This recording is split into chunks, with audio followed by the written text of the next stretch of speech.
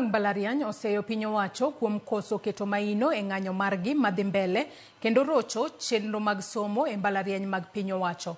Kagiloso e gwenge mag Nyeri, jokanyogo kotelnegi kod jagoro Onesmus Mutiso giwacho ni jatend migawo mar somo pok obedo gi romo kodgi manyiso ni idwa ket e chenro makare.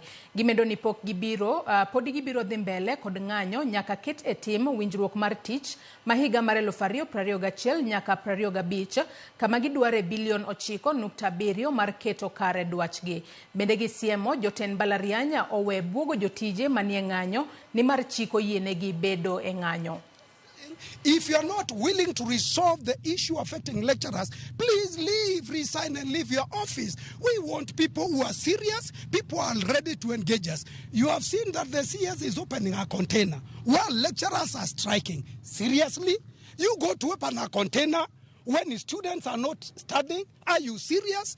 We want to say that we want people who are serious. The ministry, our mother ministry, the CS and the PS are not serious. We are on this strike till the government does its part. When we signed the return to work formula, we agreed that we are going to pay our people 7%, 10% increment, and 4% automatic annual increments. We did the simulations in Machakos, and I have seen even in media, they are lying on a broad daylight that the calculations are 4 point something. It is 9.7 billion.